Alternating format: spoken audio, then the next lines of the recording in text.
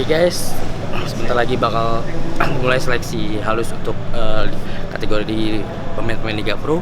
Tapi sekarang di sini posisi kita udah ada Coach Justin Laksana, salah satu mantan pelatih timnas futsal Indonesia dan bisa dibilang dia yang membawa futsal ke Indonesia. Yuk, ikut yuk.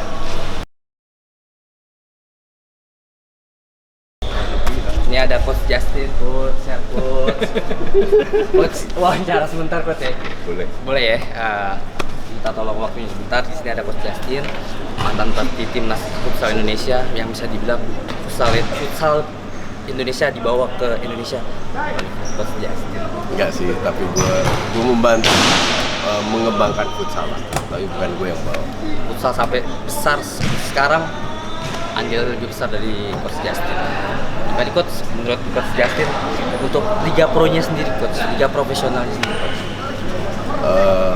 Kalau boleh jujur, gue tidak terlalu banyak lihat ya. Tapi kalau kita lihat, kita bicara fakta aja. Oke, kita jangan, kalau lu tanya pendapat gue kan subjektif ya. Kita bicara fakta. Dari Liga Pro itu lahir pemain timnas, betul? Siap. Betul. Semua pemain timnas lahir dari Liga Pro kita. Lihat prestasi timnas kita kemana? Karena prestasi timnas kita bisa dibilang hancur. Artinya Liga Pro-nya juga kualitasnya menurun. Oke. Ini kita bicara fakta. Nah, sekarang semoga kedepannya klub-klub juga belajar, pemain timnas juga belajar bahwa kita tidak layak berada dalam posisi yang kita ada sekarang. 3 kali lawan Myanmar seumur-umur 5 tahun pelatih timnas nggak pernah terjadi sama gue. Terakhir gue kalah lawan Malaysia itu, gue 2013 berhenti dari futsal, Desember, SEA Games Myanmar, terakhir kalah itu 2007, which is 7 tahun yang lalu.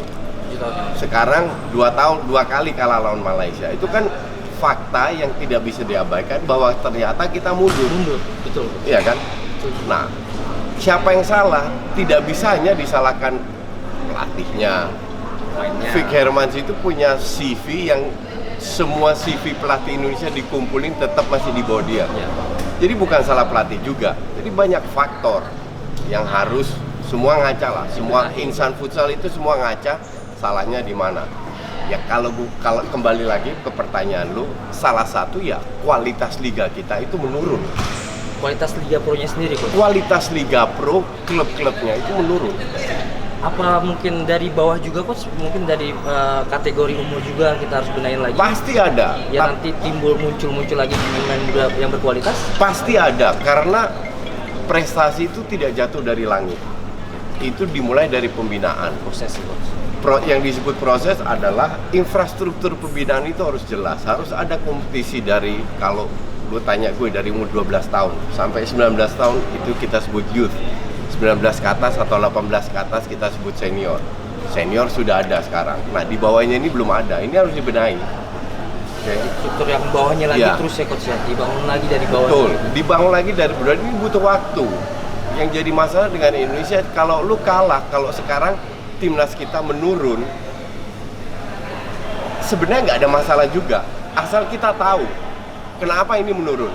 Asal kita mengaca semua, kita harus benahi masing-masing, iya, agar kita kedepannya ada alasan, tahu apa yang harus kita benahi, agar kita mencapai level yang sesuai dengan